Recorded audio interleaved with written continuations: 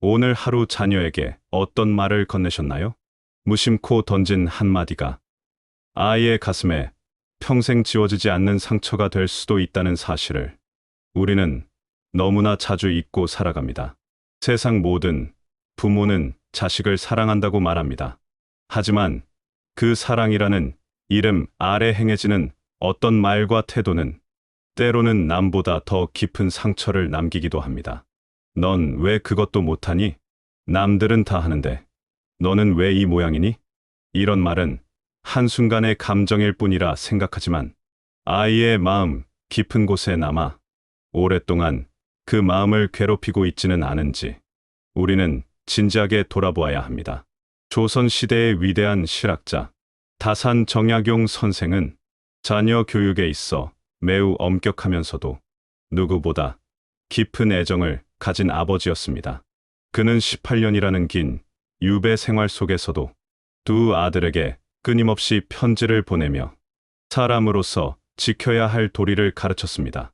다산 정약용 선생의 가르침을 바탕으로 부모가 자녀에게 절대 해서는 안 되는 말과 태도, 그리고 자녀의 인생을 망치지 않고 단단하게 만드는 부모의 지혜에 대해 함께 이야기해 보겠습니다.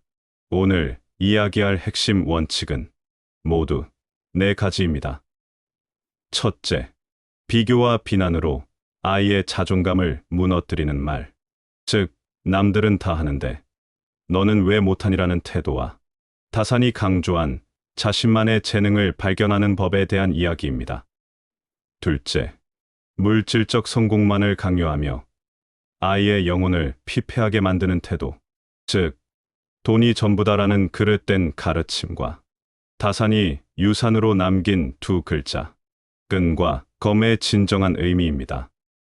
셋째, 감정을 주체하지 못하고 쏟아내는 분노.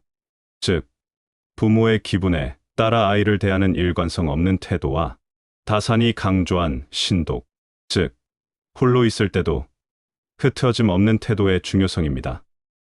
넷째, 부모 자신의 못난 습관을 대물림하는 무책임한 태도, 즉, 패족의 위기 속에서도 자식들을 일으켜 세운 다산의 극기 정신과 부모가 보여주어야 할 삶의 뒷모습에 대한 이야기입니다. 본격적인 이야기에 앞서 잠시 우리의 일상을 스쳐 지나가는 한 장면을 떠올려 보겠습니다. 늦은 밤, 거실 식탁에 마주 앉은 어머니와 아들이 있습니다. 아들은 성적표를 내밀고 고개를 숙이고 있고 어머니는 싸늘한 눈빛으로 성적표를 훑어봅니다. 잠시 후 어머니의 입에서 날카로운 말이 쏟아집니다. 옆집 민수는 이번에도 1등이라더라. 내가 너한테 뭘 안 해줬니? 학원을 안 보냈니? 과외를 안 시켰니? 도대체 커서 뭐가 되려고 이러니? 아이는 아무 말도 하지 못하고 입술만 깨뭅니다. 그 순간 아이의 마음속에서는 자신은 사랑받을 자격이 없는 존재라는 절망의 싹이 트기 시작합니다. 이것은 비단 드라마 속의 이야기가 아닙니다. 어쩌면 우리 집 거실에서 혹은 내 마음속에서 지금도 일어나고 있는 일일지도 모릅니다. 다산 정약용 선생이 살았던 200년 전이나 지금이나 자식을 향한 부모의 욕심과 그로 인한 갈등은 변함이 없습니다.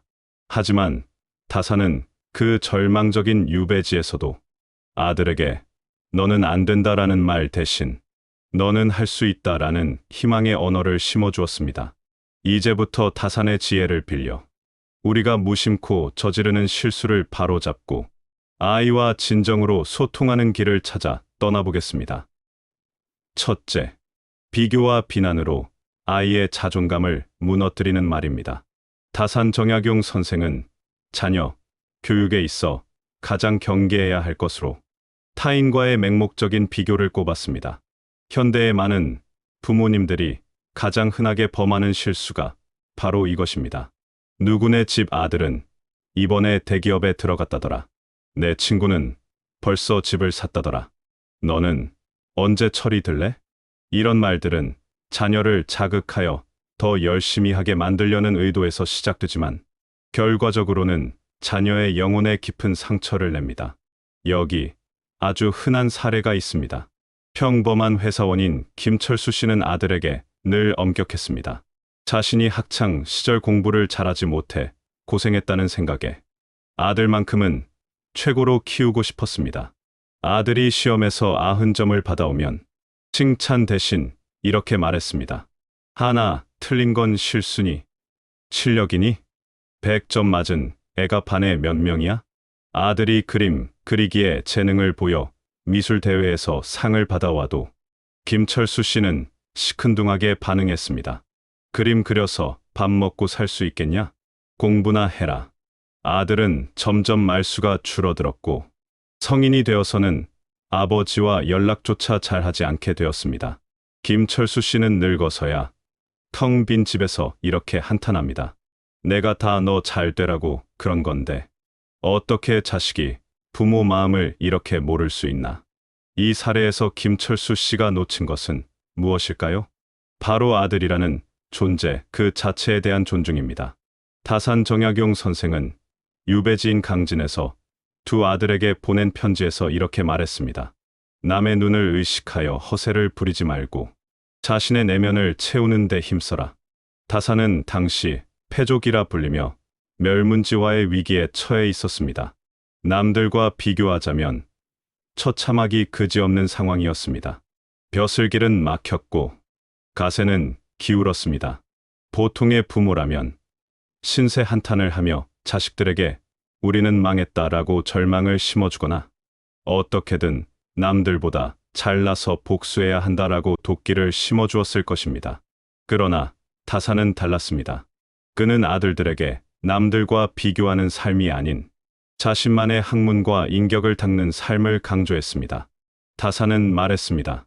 임금의 총애를 받던 시절이나 귀양살이하는 지금이나 나의 본질은 달라진 것이 없다.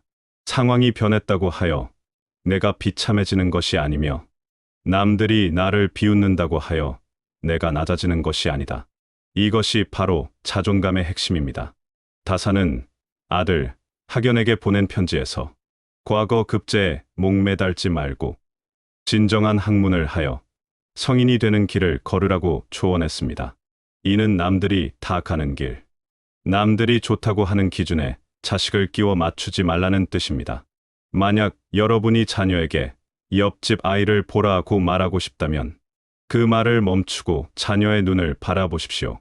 그리고 자녀가 가진 고유한 빛깔을 찾으려 노력하십시오. 다산은 닭을 키우는 아들에게조차 이렇게 조언했습니다. 닭을 치더라도 그저 닭이나 키우는 사람이 되어서는 안 된다. 닭의 생태를 관찰하고 색깔별로 구분하여 기르고 그에 관한 책을 써서 후세에 남긴다면 그것은 단순한 양계가 아니라 학문이 된다. 어떤 직업, 어떤 위치에 있든 그 안에서 의미를 찾고 자신만의 길을 개척하도록 격려하는 것. 그것이 부모가 주어야 할 참된 사랑입니다. 비교는 아이를 타인의 인생을 사는 조연으로 만들지만 인정은 아이를 자기 인생의 주연으로 만듭니다. 둘째, 물질적 성공만을 강요하며 아이의 영혼을 피폐하게 만드는 태도입니다. 자본주의 사회를 살아가는 우리에게 돈은 생존을 위한 필수 조건입니다. 하지만 돈이 인생의 목적이 되어버리는 순간 부모와 자식의 관계는 거래, 관계로 전락하고 맙니다. 내가 너한테 쓴 돈이 얼마인데 돈 많이 버는 직업을 가져야지. 가난하면 사람 취급 못 받는다. 이런 말들은 아이들에게 세상에 대한 두려움과 물질에 대한 탐욕만을 심어줍니다. 어느 날 은퇴한 부모님이 자녀들을 불러 모았습니다. 그리고 유산 상속에 대한 이야기를 꺼냈습니다. 내가 가진 아파트는 첫째에게 줄 것이고 현금은 둘째에게 주겠다. 대신 너희는 매달 나에게 용돈을 얼마씩 보내고 주말마다 찾아와야 한다. 부모님은 이것이 합리적인 노후 대책이라고 생각했을지 모릅니다. 하지만 자녀들의 반응은 싸늘했습니다. 형제 간에는 더 많이 받으려는 다툼이 일어났고 부모님이 아플 때면 서로 내가 더 많이 받았으니 내가 모셔라라며 책임을 떠넘겼습니다. 돈으로 효도를 사려 했던 부모의 태도가 결국 돈 때문에 형제 간의 우애가 깨지고 부모와의 연이 끊어지는 비극을 낳은 것입니다. 다산 정약용 선생은 자녀들에게 무엇을 물려주었을까요? 그는 땡전 한 푼 없는 유배자였습니다. 물려줄 땅도, 집도, 벼슬도 없었습니다. 하지만 그는 세상 그 어떤 재물보다 귀한 유산을 남겼습니다. 다산은 아들들에게 보낸 편지에서 이렇게 적었습니다. 내가 너희에게 물려줄 논밭은 없으나 평생 써도 닳지 않는 두 글자를 유산으로 주겠다. 하나는 근이요. 또 하나는 검이다. 부지런함과 검소함. 너무나 평범해 보이는 이 두 글자가 다산이 생각한 최고의 유산이었습니다. 다산은 말했습니다. 부지런함이란 오늘 할 일을 내일로 미루지 않으며 아침 일찍 일어나 집안을 정돈하고 맡은 바 일에 정성을 다하는 것이다. 검소함이란 옷 한 벌, 음식 한 끼를 귀하게 여기며 사치를 멀리하고 분수에 맞게 사는 것이다. 이 두 가지를 지킨다면 비록 큰 부자가 되지는 못할지라도 굶어 죽는 일은 없을 것이며 남에게 손가락질 받는 일 또한 없을 것이다. 다산의 통찰은 날카롭습니다. 재물은 있다가도 없고 없다가도 생기는 것이지만 몸에 밴 습관과 태도는 평생을 갑니다. 돈을 물려주면 자식은 그 돈을 지키기 위해 불안해하거나 탕진해버릴 수 있지만 돈을 대하는 올바른 태도를 물려주면 자식은 어떤 상황에서도 스스로 일어설 수 있습니다.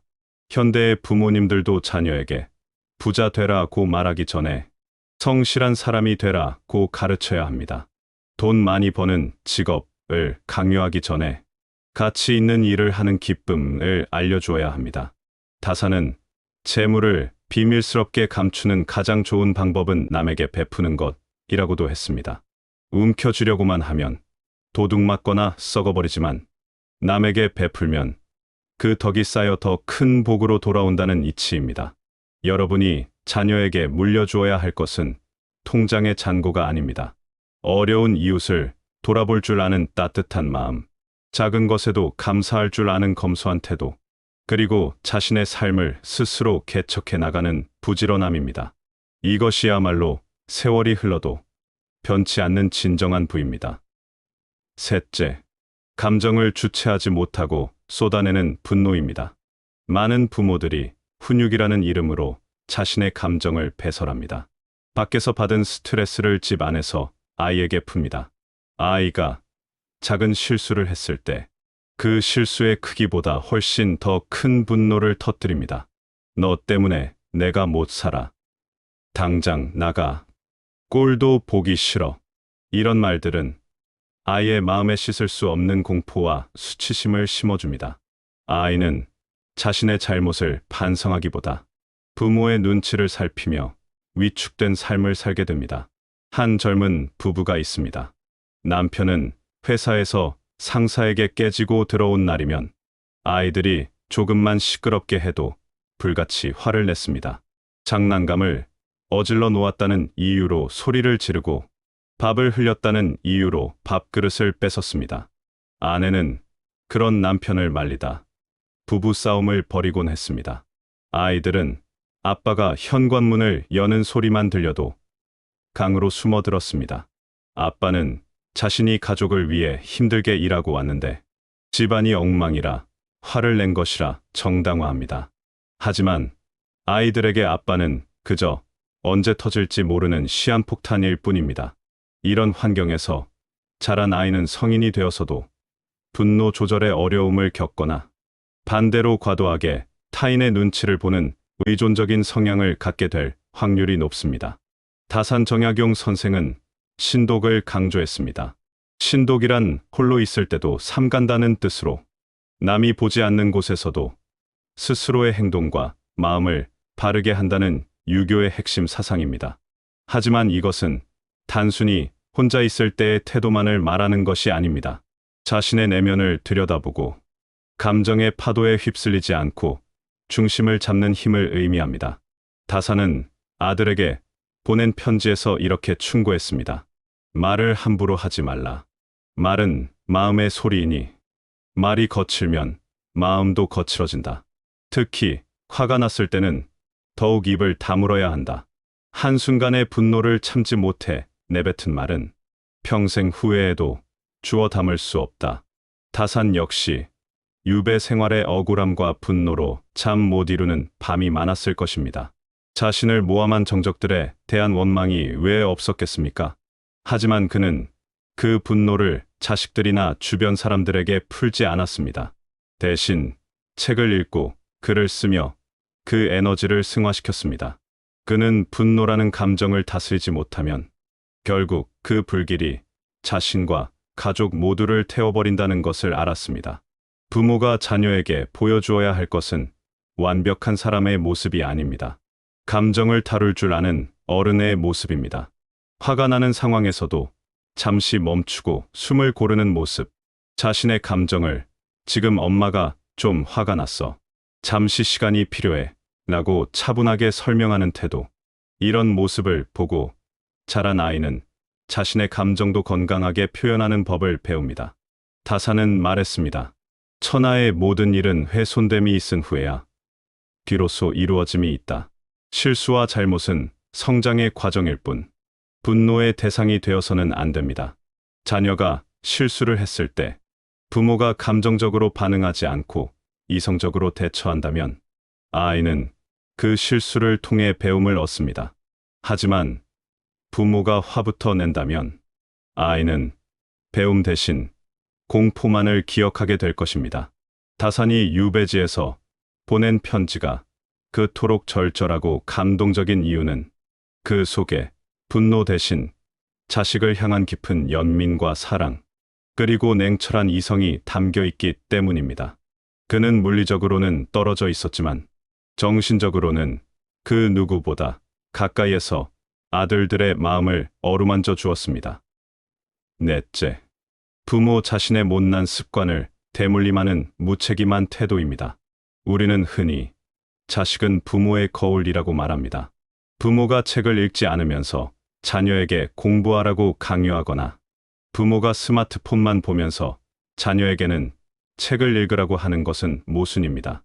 더 심각한 것은 부모의 나쁜 생활 습관, 무절제한 음주, 게으름, 부정적인 언어 습관 등이 그대로 자녀에게 전이되는 경우입니다. 여기 술을 좋아하는 아버지를 둔 아들의 이야기가 있습니다. 아버지는 매일 저녁 술에 취해 들어와 신세를 한탄하고 어머니에게 고함을 쳤습니다.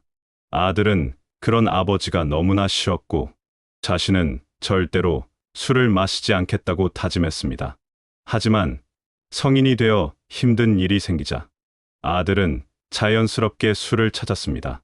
그리고 술에 취해 가족들에게 화를 내는 자신의 모습에서 그토록 증오했던 아버지의 얼굴을 발견하고 소스라치게 놀랍니다. 이것이 바로 습관의 대물림, 무의식의 전승입니다. 부모가 자신의 삶을 책임감 있게 살아내지 못할 때 그 짐은 고스란히 자녀에게 넘어갑니다.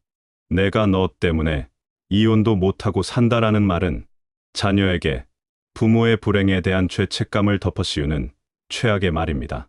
다산 정약용 선생의 집안은 소위 패족이었습니다. 조상이 큰 죄를 지어 벼슬 길이 막히고 사회적으로 매장당한 가문을 뜻합니다. 당시 패족의 자손들은 자포자기하여 술과 도박에 빠지거나 세상을 원망하며 허송세월하는 경우가 많았습니다. 어차피 공부해봤자 벼슬도 못하는데 뭐 하러 하느냐는 패배주의가 만연했습니다. 하지만 다산은 아들들에게 엄중하게 경고했습니다. 우리가 패족이라는 이유로 스스로를 놓아버린다면 그것이야말로 진짜 망하는 길이다. 패족이기에 더더욱 학문에 정진해야 하고 패족이기에 더더욱 몸가짐을 바르게 해야 한다. 그리하여 훗날 세상 사람들이 우리를 보고 비록 패족이지만 그 학문과 인품은 존경할 만하다라고 말하게 해야 한다. 다산은 위기를 기회로, 절망을 희망으로 바꾸는 태도를 가르쳤습니다. 그는 술을 즐기는 아들에게 편지를 보내 절주를 당부하기도 했습니다. 술은 사람을 미치게 하고 병들게 하고 망하게 하는 근원이다. 내가 술을 끊지 못하면 나는 너를 자식으로 생각하지 않겠다. 다산의 이토록 강경한 태도는 단순히 건강을 염려해서가 아니었습니다. 자신을 다스리지 못하는 나약한 정신으로는 결코 험난한 세상을 헤쳐나갈 수 없음을 알았기 때문입니다. 다산 스스로가 유배지에서 하루도 빠짐없이 책을 읽고 저술 활동에 매진하며 모범을 보였습니다. 그는 밥을 먹을 때도 잠을 잘 때도 흐트러짐이 없었습니다. 복사뼈에 구멍이 3번이나 날 정도로 치열하게 공부했던 꽈골삼천의 일화는 그의 삶의 태도를 단적으로 보여줍니다. 부모인 여러분, 자녀에게 어떤 뒷모습을 보여주고 계십니까? 힘든 일이 닥쳤을 때 술이나 한탄으로 도피하는 모습을 보여주고 있지는 않습니까? 아니면 묵묵히 자신의 자리를 지키며 성실하게 살아가는 모습을 보여주고 있습니까? 다산은 말했습니다. 나를 사랑하는 것은 남의 칭찬을 듣는 것이 아니라 어제의 나보다 오늘 더 나아지는 것이다. 부모가 자신의 삶을 소중히 여기고 끊임없이 배우고 성장하려는 모습을 보일 때 자녀는 그 모습을 보고 스스로 인생의 방향을 잡습니다.